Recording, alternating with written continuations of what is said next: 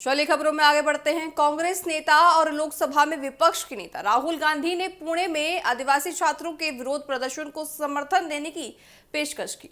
शनिवार को पुणे में आयोजित छात्रों की गूंज कार्यक्रम के दौरान एक छात्रा ने आदिवासी छात्रों की समस्याओं को राहुल गांधी के सामने रखा। छात्रा ने हॉस्टल शिक्षा सुरक्षा और आश्रम स्कूलों से जुड़ी कई परेशानियों के बारे में बताया।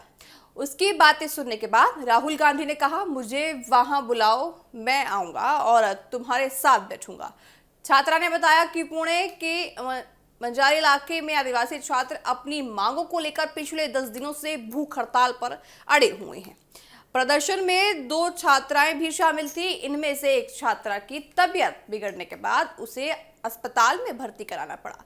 छात्रा ने कहा कि आदिवासी समुदाय के प्रतिनिधियों ने कई बार राज्य सरकार का ध्यान अपनी समस्याओं की ओर दिलाने की कोशिश की, लेकिन उन्हें बताया गया कि यह मामला मुख्यमंत्री के अधिकार क्षेत्र में आता है। कार्यक्रम में छात्रा ने सरकारी आदिवासी हॉस्टल से जुड़ी समस्याओं को भी उठाया। उसने कहा कि हॉस्टल में रहने के लिए छात्रों के सामने उम्र सीमा जैसी पाबंदियां हैं।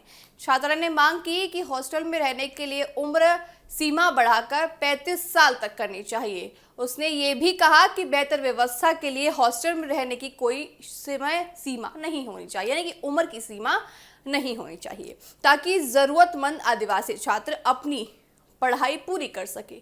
छात्रा ने आदिवासी आश्रम स्कूलों की स्थिति पर भी चिंता जताई।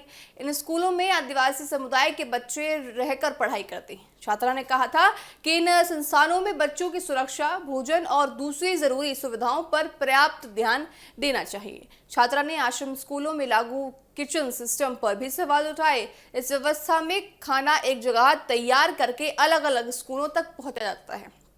छात्रा ने कहा कि लंबी दूरी तक खाना भेजने जाने से गुणवत्ता और बच्चों के स्वास्थ्य को सीधा यहाँ पे नुकसान पहुंचता है।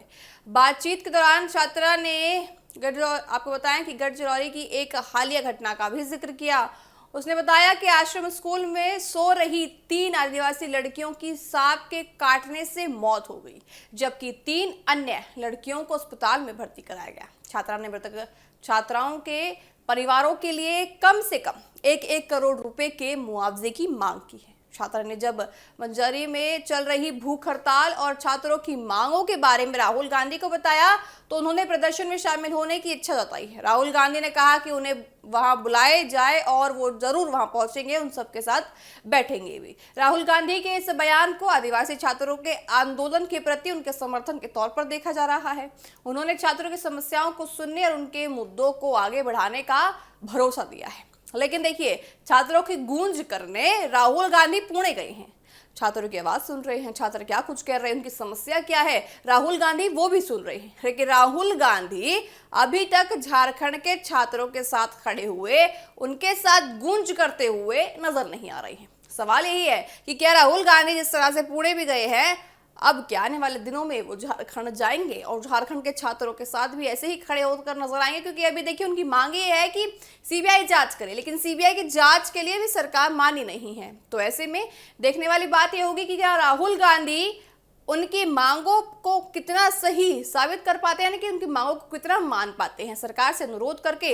लेकिन बहरहाल पुणे की बात करें तो पुणे में आदिवासी समुदाय की बात करके राहुल गांधी ने दर्शाया है कि राहुल गांधी अगर आदिवासी वहां उनको बुलाते हैं तो वो वहां जरूर जाएंगे।